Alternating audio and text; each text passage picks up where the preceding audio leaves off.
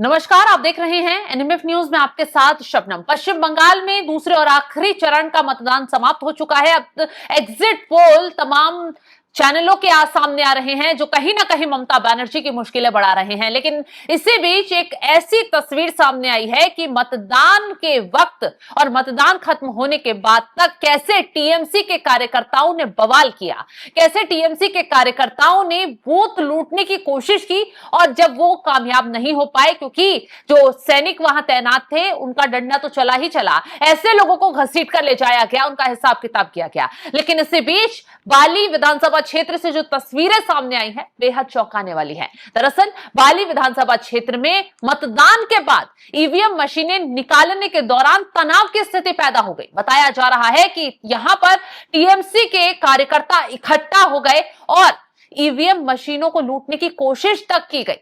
हालांकि अगर उस वक्त पर सेना का डंडा ना चलता, सीआरपीएफ सीआईएसएफ के जवान तैनात ना होते तो ना जाने क्या स्थिति देखने के लिए मिलती।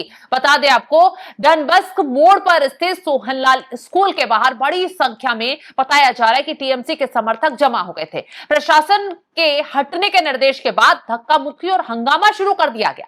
हालात काबू करने के लिए पुलिस और केंद्रीय बल ने लाठीचार्ज किया। इसके बाद भीड़ को हटाया गया। तो आगे कुछ बताएं उससे पहले तस्वीरें देखिए किस कदर हंगामा छिड़ा हुआ है।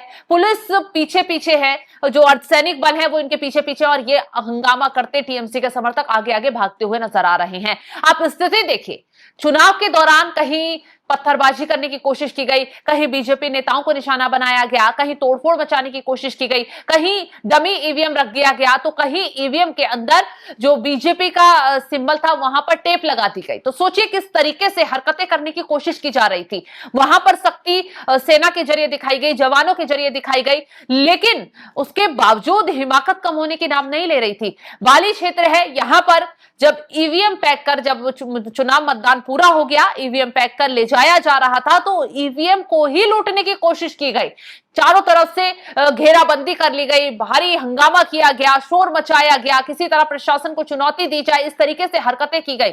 लेकिन इलाके में भारी पुलिस बल तैनात है फिलहाल और स्थिति नियंत्रण में कर ली गई। बताया जा रहा है कि विभिन्न राजनीतिक दलों के कार्यकर्ता, खासकर टीएमसी के समर्थक बड़ी संख्या में स्कूल के बाहर मौजूद थे।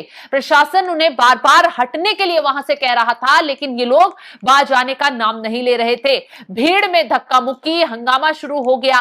स्थिति को नियंत्रण करने के लिए आखिरकार पुलिस और जो केंद्रीय बल तैनात थे उनके जवानों को लाठीचार्ज करना पड़ा। लाठीचार्ज के बाद भीड़ को वहां से हटाया गया, इलाके में फिर से शांति बहाल की गई। लेकिन जिस वक्त इन लोगों ने ईवीएम को अपने कब्जे में लेने की कोशिश की, ईवीएम पर प्रहार करने की कोशिश की, उस वक्त स्थिति बेहद तनावपूर्ण नजर आई। चारों तरफ आप देख सकते हैं भीड़ भाग रही है, हंगामा छिड़ा हुआ है।